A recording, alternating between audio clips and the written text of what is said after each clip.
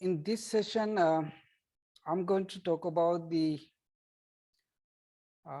coastal disaster management, and there are many other things related to this. Uh,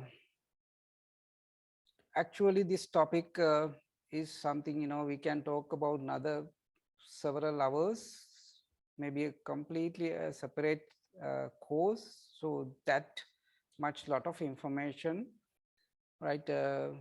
Especially with the climate change, we can relate almost most of the processes in the coastal zone with this coastal disasters, their management, and coastal disaster risk reduction, and coastal preparedness. Likewise, there are so many things associated with, but with the available time, we are not going to talk a lot about that, but just a basic idea about what are these coastal disasters, and very basic concept of how are we going to manage them, and then to reduce this coastal risk, disaster risk, what kind of things that we can do, right? So as you can see here, in the home page, I have put some of the cases, like disasters. This big image in the top actually is one of the cyclone event around Sri Lanka, and some coastal flooding you can see here, and some other incident like the Express Pearl. They are also some sort of coastal disaster. Then there's sea erosion, and then this overtopping or the coastal flooding, and some tsunami. You can see here in Kurala area, and then the last photograph actually not from Sri Lanka, somewhere else, some countries, some areas, the prone for the floods, how they construct their houses. I have seen this like in the even in the Australia, where I was where I did my postgraduate. There's some houses like this, not only the flooding, but also for other disasters. Okay, so we'll very briefly talk about the disasters in general, and about the Sri Lanka, what kind of risk we have, the what kind of impacts, right? How are we going to do the risk assessment, and also to how to monitor the risk, as also the risk, how can we reduce the potential for these things, right? So if you remember, in the part of the lectures I mentioned, the some of the challenges of the coastal zone, right? The environmental, climate, as well as disasters. There are the coastal zone in particular get influence from both the sea as well as land, and that interaction. So that's because of that, the coastal zone, it has very high risk of a disaster. So that's where we are going to talk a little bit further on this aspect, right? Now, when it comes to the terms, coastal hazards, disasters, likewise, there are so many terms to talk about, but basically, I think what they are. I'll just mention these things, right? I think I have shown this image, this slide before as well.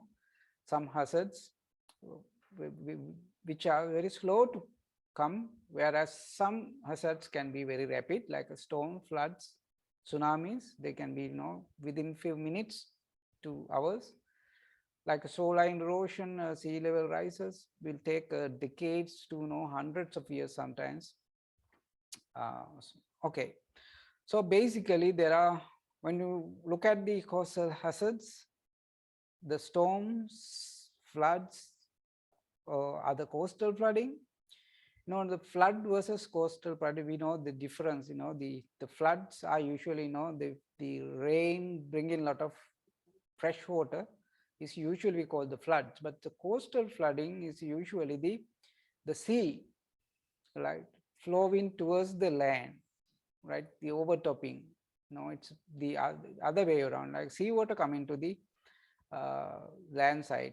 But there is another term also, this called the seawater intrusion, but that is, in a gradual um, movement of the saline water into the terrestrial environment. That is different, but this is flooding, right? Then the storm surges, the coastal flooding actually a part of the storm surges. Then the erosion, this is the saltwater intrusion. When you have some channels, during the high tide, seawater can go to the land side and making this area more saline, and you cannot have the plants or agricultural things. Then sea level rise and the land subsidence is not something here, but there can be a landslide even in the coastal zone, right?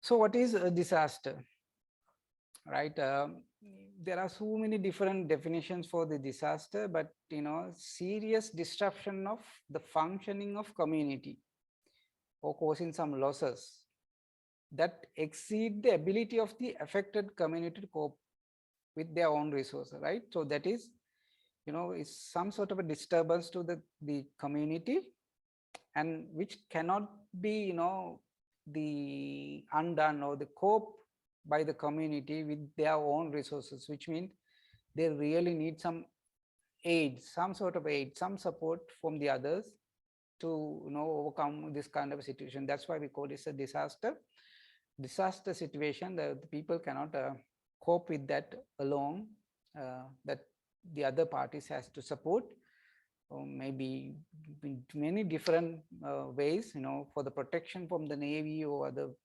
coast guards, or they supplying the food, other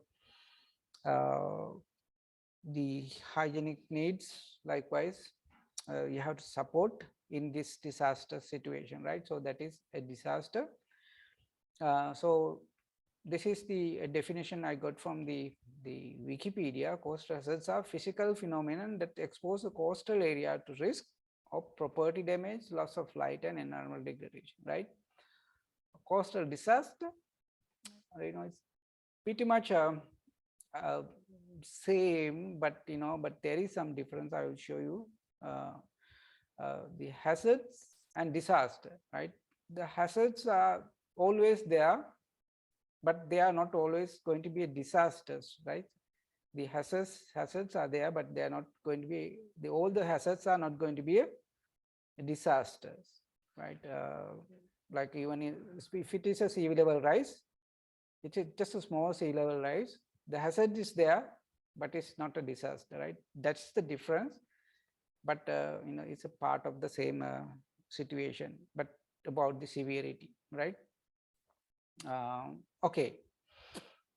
Then the risk from the disasters, they can be physical risks, right? Because the damages to the property, to the life, then the society, how much is going to be a whole society, then the economic, and also the environmental, right? So the disasters can cause multiple influences, effect on the area, right? To everybody, the people, the environment, the economics, livelihood, and the physical damages also, right? So that's why so disasters can cause can be a serious situation, right? Now again, the hazards versus disaster. So if you try to go a little bit deep into the topic, the hazards and the disasters, to understand this, right? The hazard is there, what we are talking about, the whatever the phenomenon, then there is something called the vulnerability. How people are the susceptible for this one, they're like a vulnerable, right? The whatever the hazards, that will affect the people differently.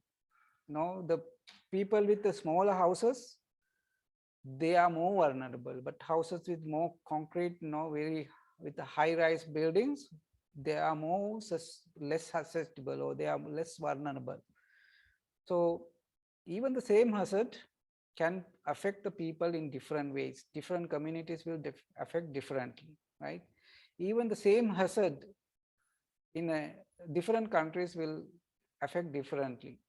Some people can tolerate, or they can absorb the hazards, whereas the others cannot, right?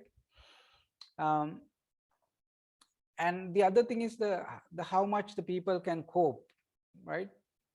Like some people are equipped with, maybe they have a boat, or some people might have high-rise building where they can get protection, right? Or they might have some concrete uh, hiding places in situation like a disaster situation, like they can little bit cope with the disaster, whereas the others cannot, right? Now all these, the hazards, vulnerability, and their coping ability will decide how much risk it's going to cause, right? The potential risk will determine by all these things, right? And these risks lead to a disaster situation, right? And that cause the disaster situation.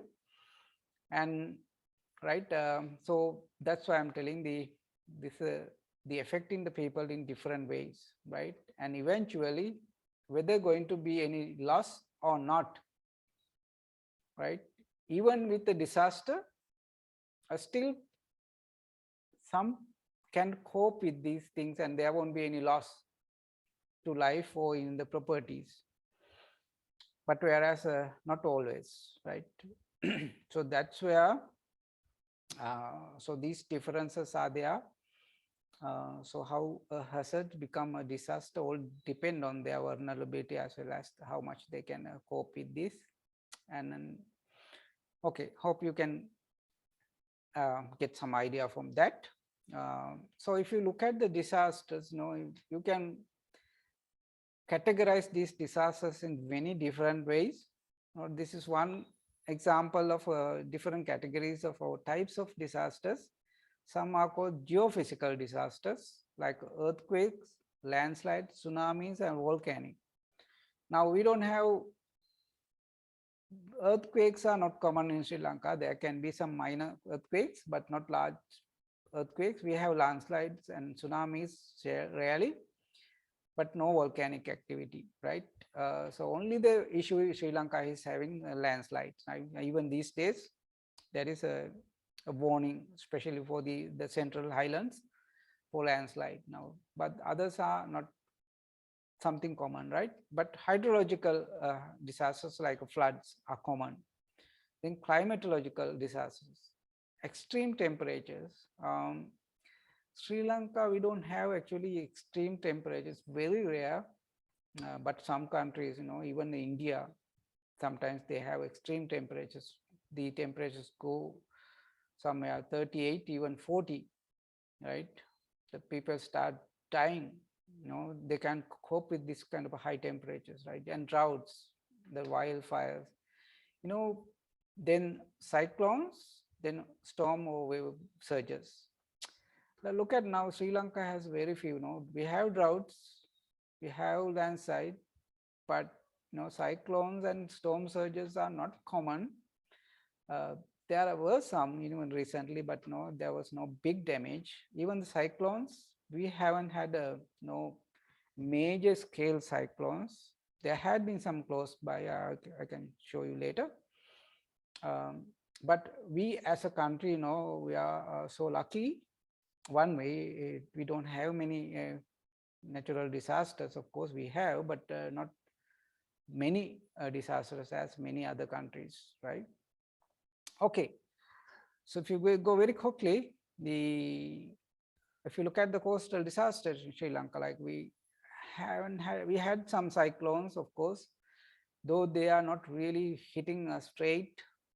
There were a couple of times, but we were expecting, like in last time, Buravi, and there was the other cyclone, I forgot the name, the cyclone Buravi was very famous, right? If you remember during the COVID. Then the storm surges, the tsunamis, then the sea level, the coastal erosion, and lightning and thunder. Oh, that also a disaster. How come? Lightning and thunder, akunu gahana eka and gorawana eka. Can it be a coastal disaster? No, it's everywhere, right? But why we categorize it under coastal disaster?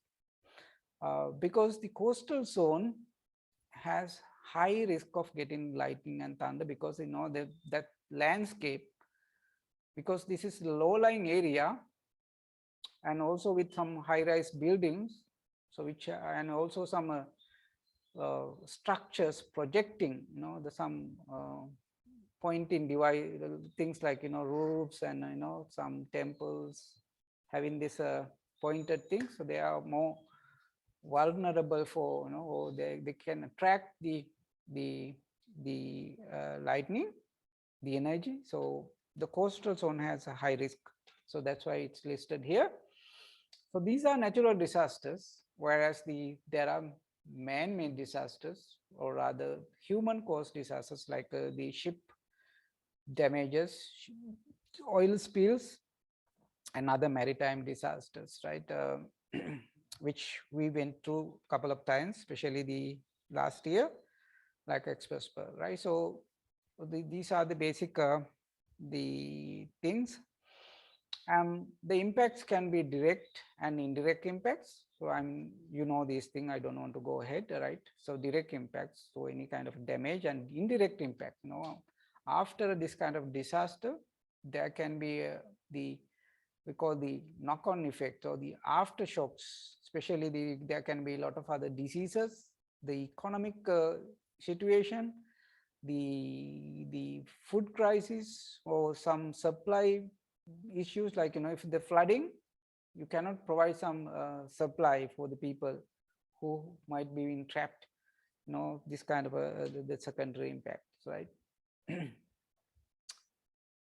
Okay, so if we look at some of the cases, like tropical cyclones and storm surges and tsunamis, like some cases in Sri Lanka, you can see here event, how many people were affected and how many died. Tsunami in 2004, 2004, I think by that time you might have born, right? Most of you at least. 2004, it is definitely you have born, right? You might have at least some idea about this. Okay, 35,000 died Sri Lanka alone. Altogether, it's, if I remember, somehow 150,000 or 200,000 something, right? In the all over, like in the countries, like 1 million affected in Sri Lanka alone. Cyclone 1970, there had been 740 died, 1 million affected. You could look at here, the people affected are in millions. So that's why we call it as a disaster. It's not one or two people, right? It's affected by millions of people at once. So that's why it become, even though only few people sometimes die, but it's millions of people got affected, right? So if you take some example, like here, coastal floods, right? Right. Again, this is not the normal the flooding due to rain, but the coastal flooding, mainly from the sea level rise, either by storms or other, be something to do with the ocean, or tsunami maybe even, right? So these are some of the example of the coastal flooding, right?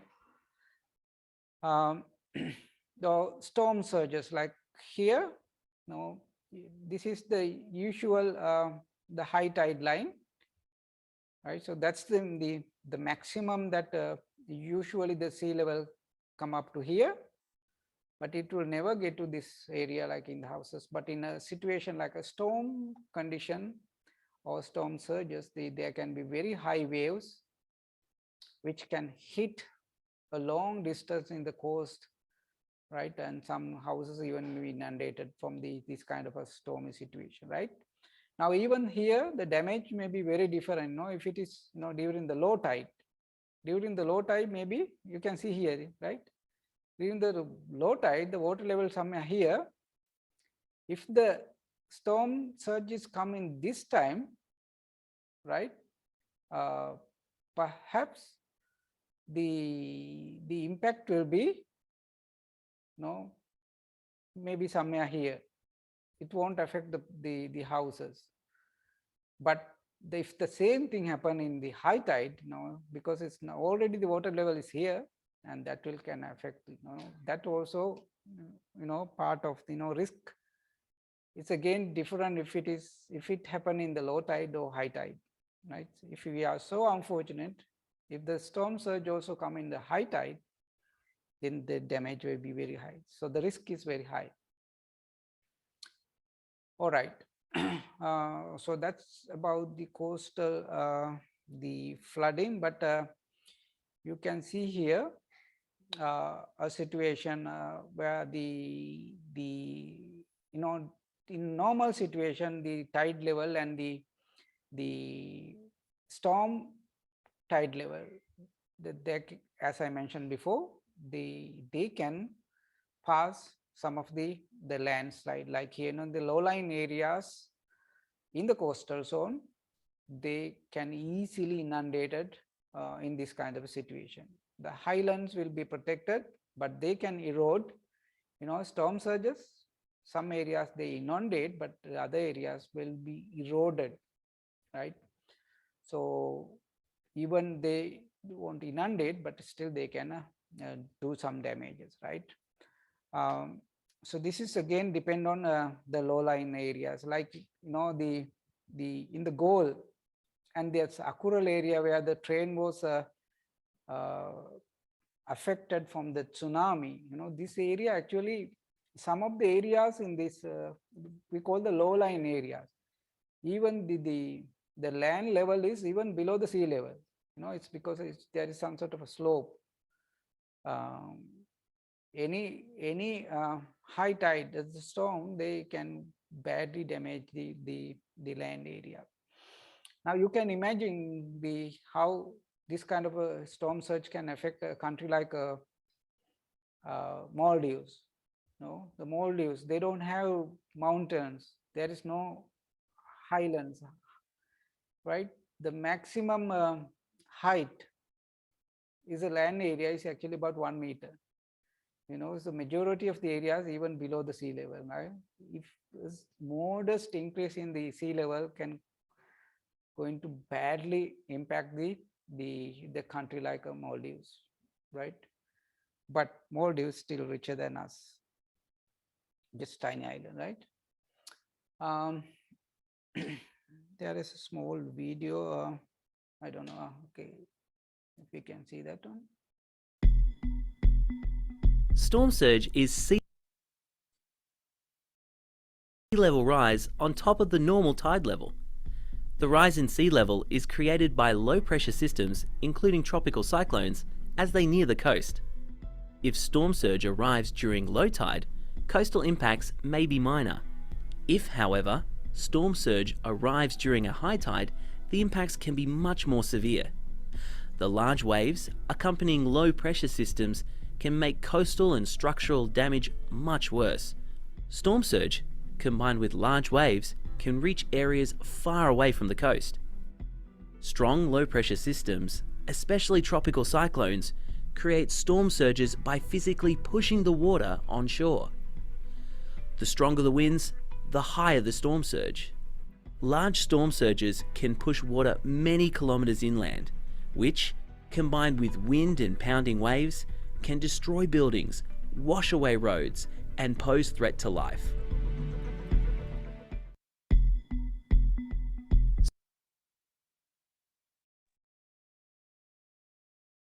Okay, so that's a storm surge.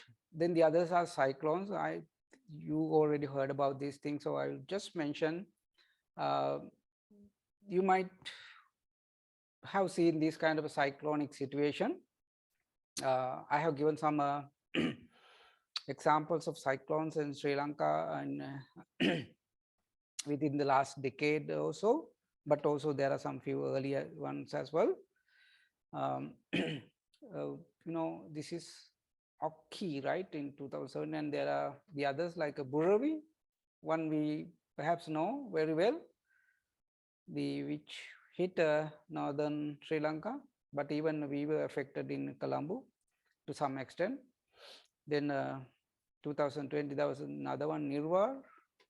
Then there's a Vieru in 2013. No, these names perhaps come from India. That's why they're a bit popular. No, I mean the names are a bit familiar. So now the cyclones, they can cause a lot of multiple effects, because with the cyclone there will be flooding, the very heavy winds, very high rains, right? So it can cause multiple issues at the same time, right? You might remember in the previous situation that many houses were destroyed even in the Colombo, but some other areas as well. So the trees were fallen and the houses, the people were, so that is the severity of a cyclone. They can destroy anything on their route or their path, right? Extreme sort of a damages, right? You can see here the okay, we'll just watch the videos of Buravi cyclone.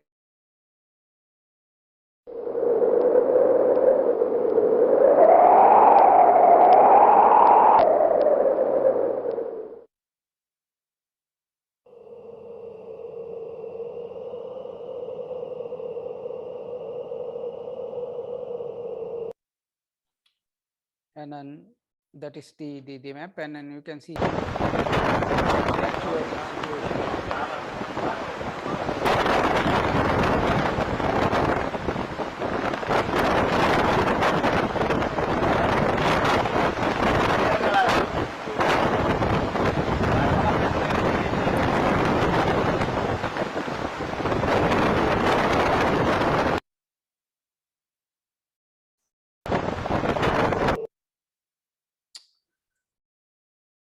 Okay, so you can imagine I mean, this is only a small video, but you can see some can be extremely disastrous.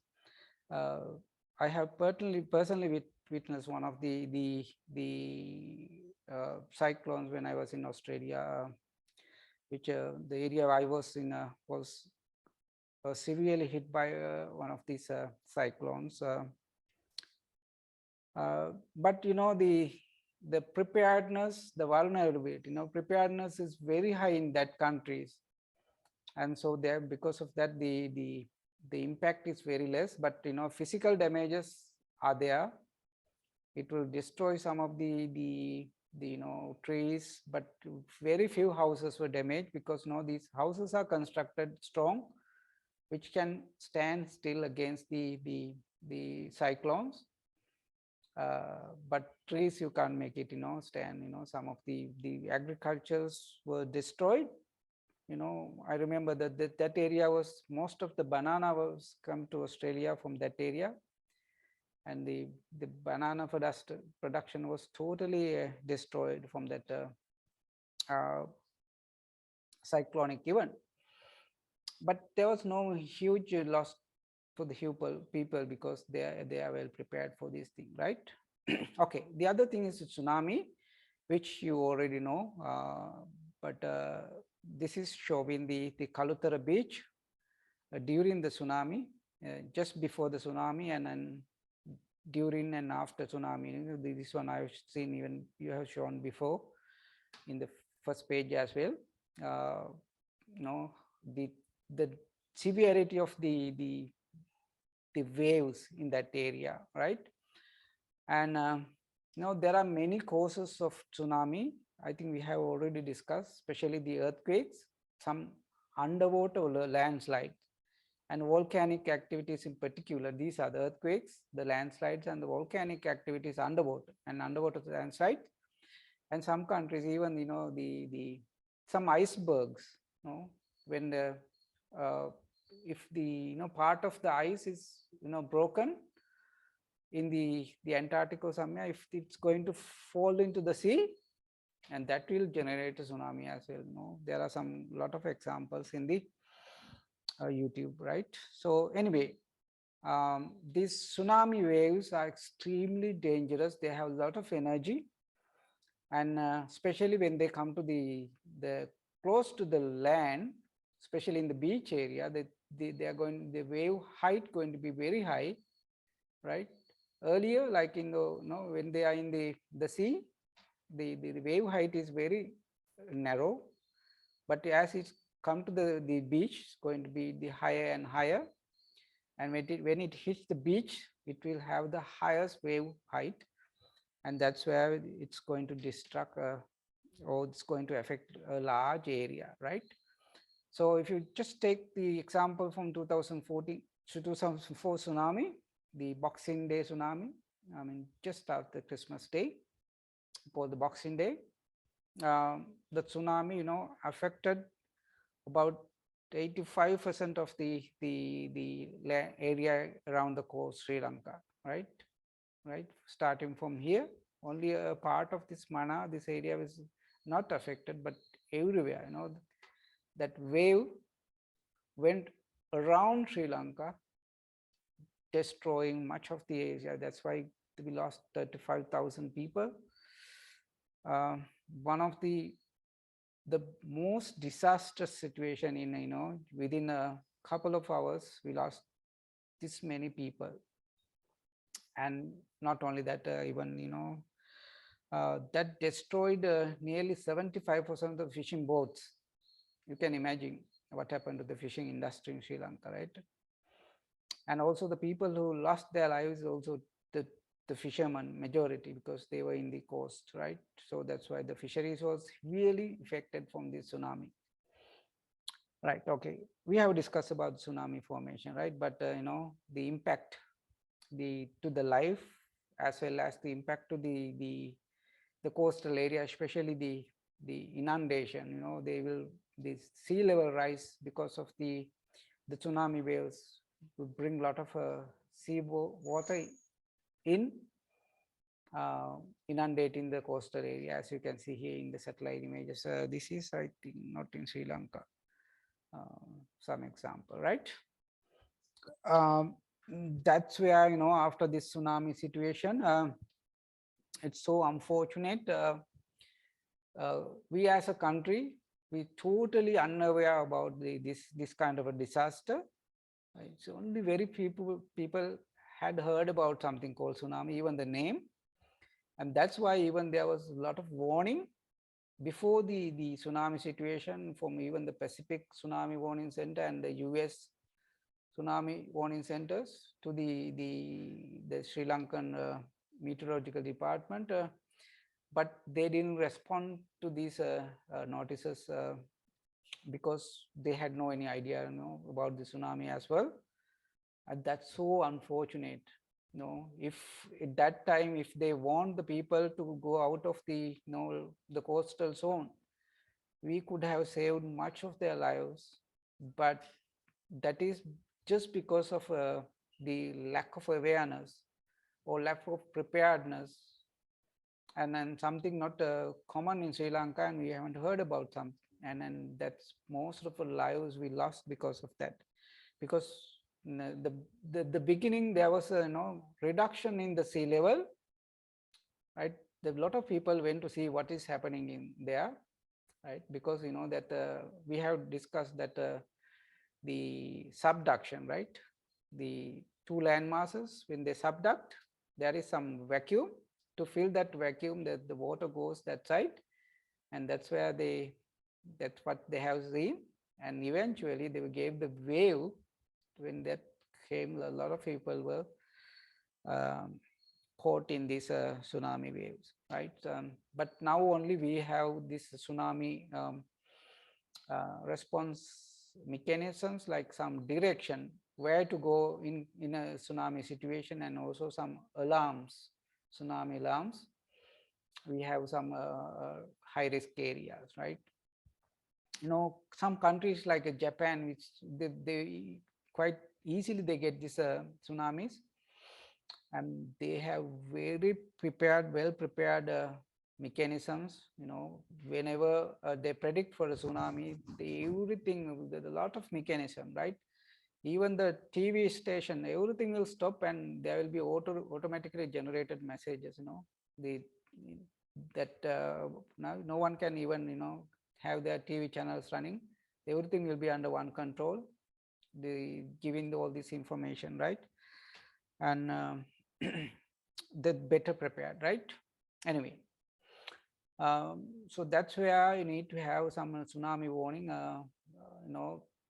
There had no tsunami warning in Indian Ocean, but there is some in Pacific Ocean.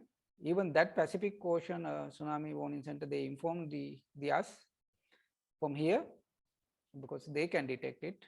There are some instruments put in the sea where they can detect about tsunami warnings. They can early warn, I mean, not several hours, but at least couple of hours before, just after the earthquake, then they can guess where it's going to be a tsunami, and that's how they alarm the other countries, right? And this is the world map with the areas subjected to these tsunamis. This red colors are has greater hazards. You can see Sri Lanka is in the has significant hazard area, whereas some countries like the other side of India is low hazards. Australia, look at, is low hazard for the tsunamis. But this Pacific countries, like particularly the Banda Aceh and in Indonesia, and all the east coast of South America and part of the North America, Central America, even the North America, and they have very high risk. That's geography. Japan, you can see Japan is very much vulnerable for tsunamis. Okay, that's the situation. The other things are the lightning and thunder. As I mentioned before, this is common everywhere, but the coastal zone has high risk of lightning and thunder because of the landscape there, the low-lying areas, so that this area has more susceptible for the thunder, right? Anyway, it's not something easy to avoid thunder, but again, there are some precautions you can do to avoid. Even the building can be built with lightning proof, right? All right, so these are the natural disasters. Then we have the man-made or the human-generated disasters like oil spills. In the world history, there has been a lot of oil spills causing a lot of damages to to the wildlife, to the sea and some marine environment, and also for the maritime transportation. Even Sri Lanka, there has been some cases. This is one example. In the Muthurajavala area was badly affected from one of the oil spill close to the Colombo port, right, some time back. That was very badly affect some of the marine environments. You can see some people, especially the forces, they are doing some recovery, but the left images are not that one, right? Like this. Now, manually they had to even collect the oil, because we had no much technology to handle these things, right? The other one is something like the Express Pearl disaster, like what you can see in the left side images, and here too, which is last year, which carrying a large amount of chemicals and other plastic raw materials, which was under fire, and eventually the there was a huge disaster situation, which you all remember. This is the one of the worst the plastic disaster in one time in anywhere in the world, right? And that's disaster situation. You remember we had to face for several weeks and causing a lot of damages to the people livelihood. No, even though there was only very no many deaths, right? One person, right? But there were no much casualties, but it's the damage to the environment, and the consequences going to be several years, maybe another 100 of years. There can be the effect of these things, especially the microplastics, right? And there have been other cases of maritime disasters. I don't know whether you know about this. The Sri Lanka Glory, which was damage in the Rumasal area, and the MT Grandba in Trincomalee, the new diamond, if you remember, that also in 2020 in the Sangamankanda somewhere.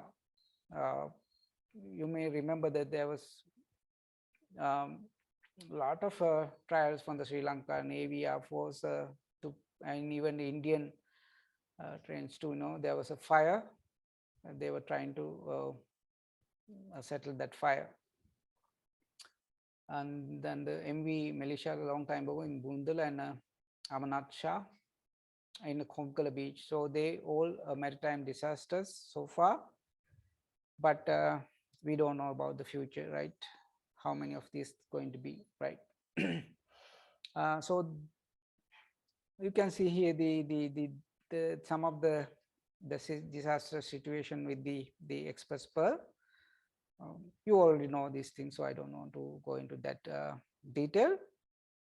Now, as I mentioned, now the risk, how much risk that we have with all these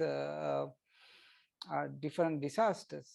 Again, the risk is also depend on the severity of the issue, and also our preparedness, and also our our resistance, or how much we can absorb this kind of a risk situation, and particularly our prepared, how well are we prepared.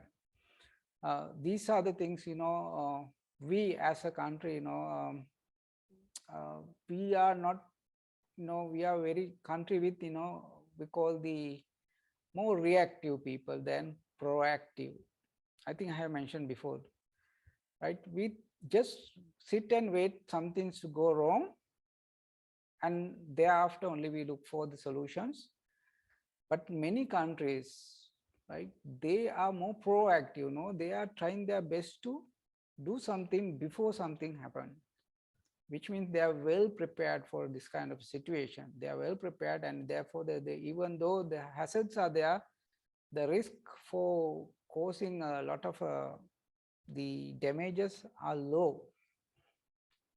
Like for example, the tsunami that happened in Sri Lanka and in these Asian countries, there were a lot of people died. But Japan, how badly they were affected by another tsunami in Japan. It's one of the worst cases, right? You can see some of the videos.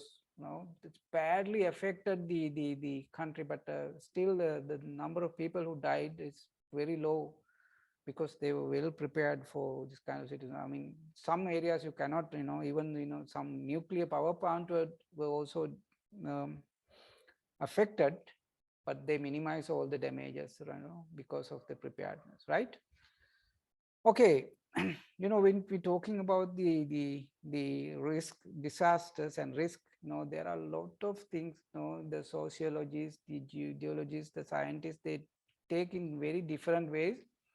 As I mentioned, it's a very complex subject to talk about, but there are some, this kind of a connections. Risk again depend on the hazard, the severity of the hazard, then the how much you are exposed, the exposure, right? How much you are exposed to that hazard, right?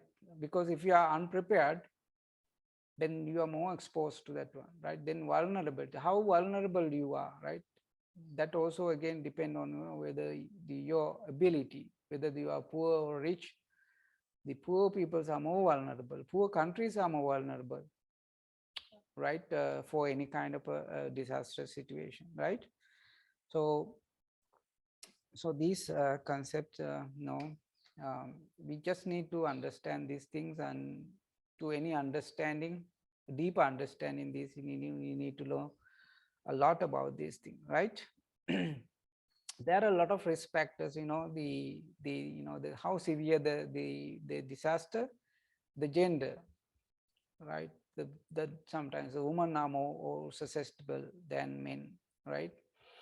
Then the age, the elderly are more susceptible.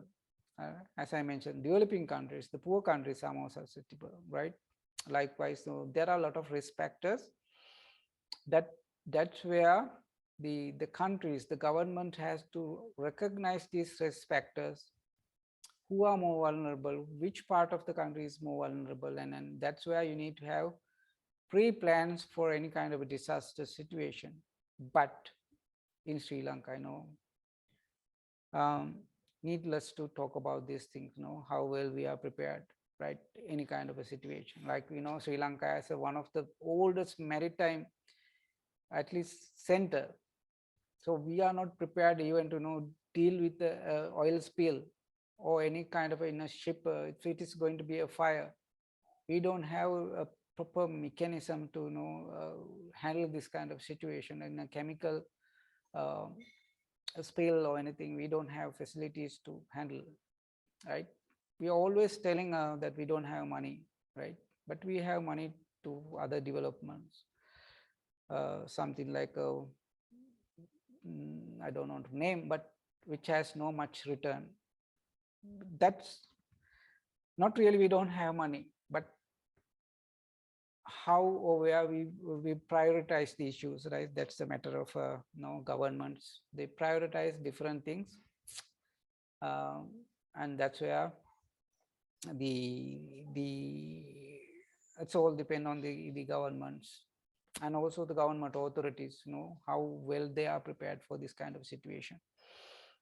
And the impacts, these things you can read, right? I've just shared some of the thoughts, how they can impact during the deaths, and especially the aftermath of any kind of a disaster, the socio-economic issues, especially social issues that especially the affected families, the people who lost their lives because of the tsunamis, you know, one of my postgraduate student in my department who caught in the tsunami, right? In the morning, even I spoke to him actually. So for his whole family was lost. He, his wife, 2 children, his mother, everyone was because they are living in the up country, but they have gone to the wife's house, which is in the coast, and eventually they caught in a tsunami.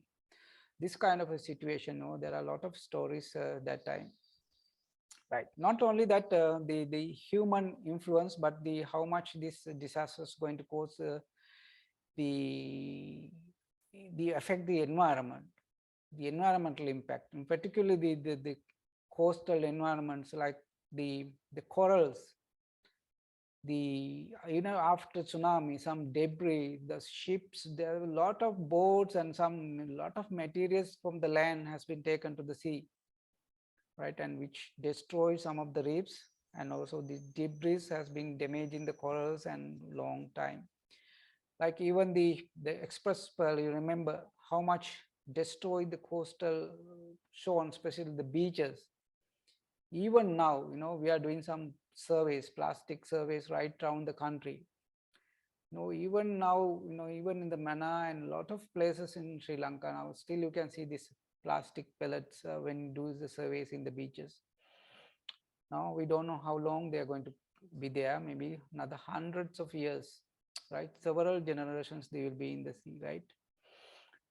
And yeah, the economic the impacts of this situation, I don't want to go into that details, right? So that's where how are we going to prepare for these coastal disasters? There are a lot of ways we can prepare, uh, especially you have to use the technology to prepare for the disaster situation, and we need to recognize which areas are more likely to have these disasters, and in a situation of a disaster, how much of the land area going to be affected. If it is a coastal flooding, so which area and how far it's going to affect, and the people in that area should be warned, right? And they should be given training in a disaster situation, how to handle, where they to find a safe area, with what is the closest safe area in that in particular place. Now these things they have to prepare for that. And even the buildings has to be prepared. Look at this one, this building, right? There is some the space for water to pass. This kind of situation, the damages to the building will be minimum, because the energy that's bringing with, they can pass through with the water through these spaces, and otherwise it will totally hit that building, which the building can collapse, right? That's where I need to have some the mapping, the inundation, like how much is going to be inundated. You have to do some mapping or some simulations. So you have to run some models with different levels of we call the scenarios. It's in a severe case, coastal flooding, we are going to be affected, in the medium level, in the low level. So these are kind of a simulation. And also we have to do something called the coastal zoning. So which zones are more affected, and then especially like the restricted area and this different zoning, we have to go with the very strict. All the buildings within that restricted area, they has to be either removed or they have to be warned how to deal in a disaster situation, because a lot of people encroach these areas on illegal even, and that's where they can be affected, right? And insurance and some sort of a barriers, right? And so that's where, as I mentioned before, there can be a lot of maps can be developed to using the GIS or some remote sensing data, some data collected or some simulation model. So that's where you can use the technology to cope with or to handle in a disaster situation, especially the risk assessment. What we call the coastal inundation map for the coastal risk map. Still there are some risk map for Sri Lanka as well, but no, they have to be updated with the updated information. That's where the technology going to work in this kind of situation, right? And other than that, even there are many things that even the community can do. That some countries, the community can directly support the people who are affected from frequent flooding. They know about which areas are affected, how and how it's going to affect, for how long.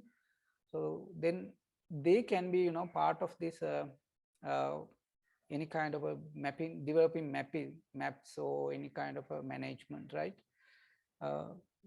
There are like some countries, they are giving a lot of training for the people, right? Even they were given training to draw the maps about the which areas have more high risk, and they develop later with the computer models, and with that information they develop further, right? Likewise, and that's where in a previous week we discussed about different coastal structures that we can have, like in this, what is the groins and the revertment or any kind of breakwaters, like all the coast engineering designs or soft structures or other, these things all going to be very important in a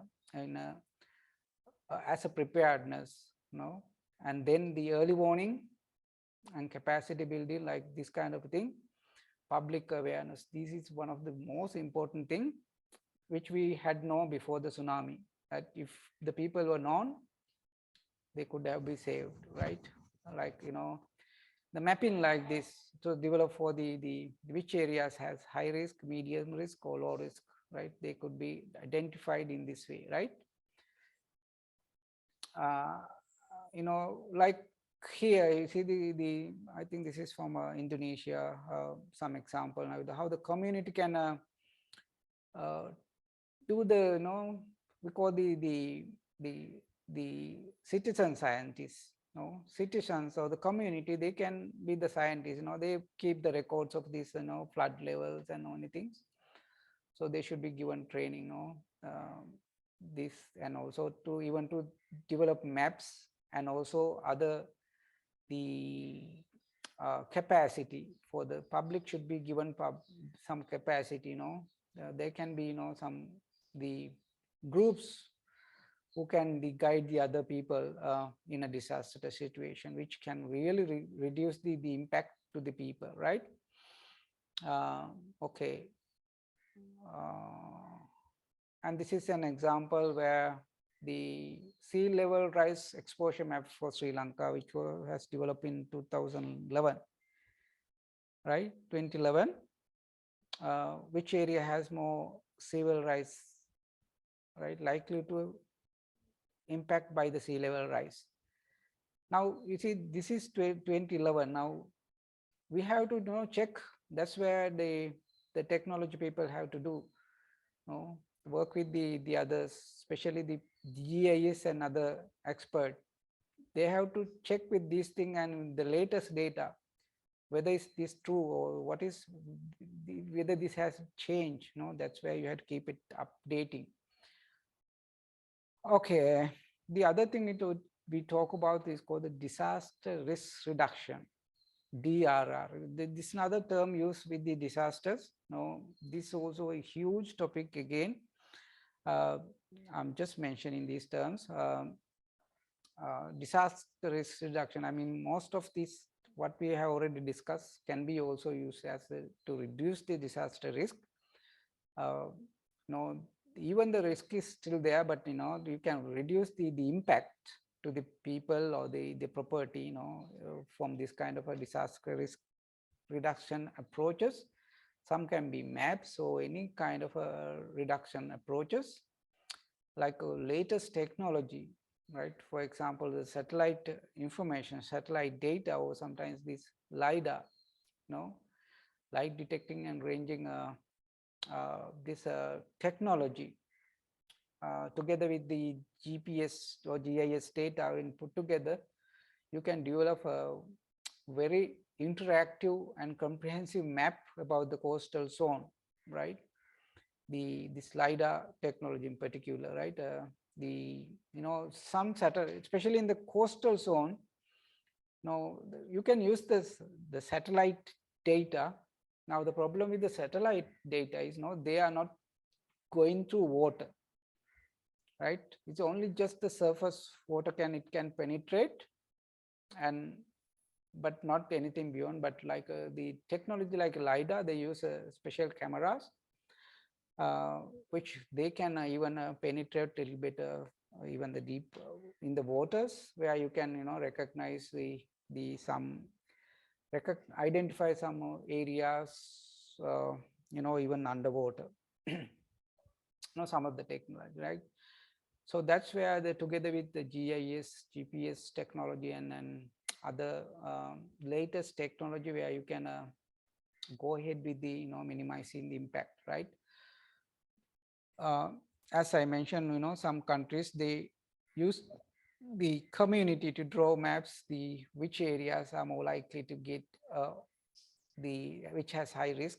The affected people will do the better job than the models or any satellite data, right? So they can be work together like that. So I'm just telling what they can do.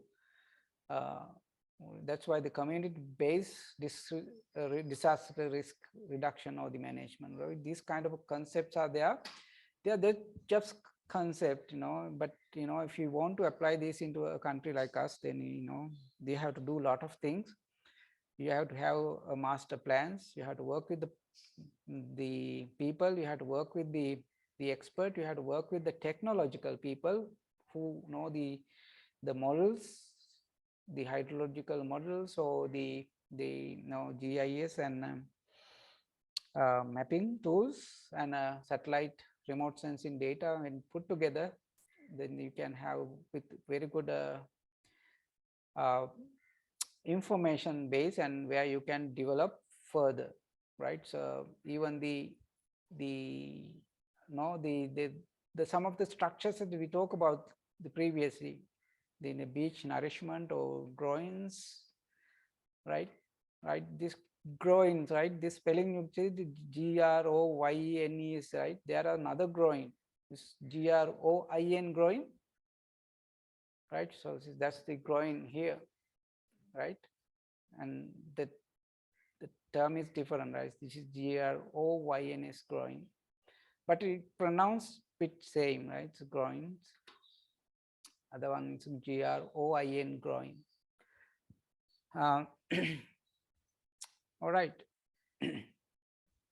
So any kind of things that we discussed previously, what should be done by the CCD, any kind of coastal structures, together with the other things that you can minimize the impact or from the disaster situation, right? Even with the climate change also, you are expecting very high temperatures, and also the coastal flooding.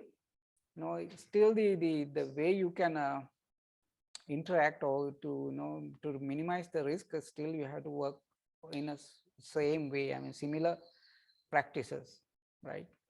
And the other things like the coastal the belts, sand dunes, the mangroves, some marine and coastal ecosystem, just protecting them alone will do better job than having a lot of structures. You don't have to spend a lot of money on uh, uh, these aspects. So rather they can just spend money to protect the marine environment. Some of the things will do even good job, right? Okay. Like you might have seen in some of the coastal areas in Sri Lanka, they have this kind of a green belt, some tree plantation where for the protecting the coastal zone to minimize the disasters, especially to avoid the erosion as well as some flooding, right? Next time when you are going around the country, you will see, especially in some east coast, some areas you can see this kind of the plantation. But these plants are not natural local plants. They are some imported. But that's where you have to go with some local plants as well, right? The other term that talk about is coastal community resilience, right? No, these are just terms. No, they know the how the coastal people can absorb this kind of a disaster situation. That community, that's where they have to develop their capacity. Many different ways. The resilience, the how much they can stand against this kind of a disaster situation. That's where they have to give some training, they have to give some infrastructure support, right? They have to given some guidelines when they are uh, building their houses, how to uh, the develop houses which can stand this kind of a situation, right? This can be many different ways, right? As I mentioned, the like building construction itself, or that they also has to be concerned, right? Even the roofing, if you have a roof which is easy to removed with the wind, then that's going to be causing huge risk for the people here as well as nearby, right? So that's where if you are in disaster prone area, even your roof, you have to be very careful. It has to be strong, right? So that's where uh, even the hazard is same. The risk or the disaster situation you can minimize again with the improving the resilience, right? So if you train them how to handle this, then the resilience, they are more resilient, which means the disaster situation will be minimized, right? Likewise, that's where we have to okay. This just concept, I don't want to go into these things. Different models that they're talking about, the coastal communities, coastal management, disaster management, and together with the resilience, together, can have a better informed community where they are less prone for the disaster. I mean, there can be disaster, but the impact will be minimum, right? Okay, so that's all I'm going to talk about on the coastal disasters, right?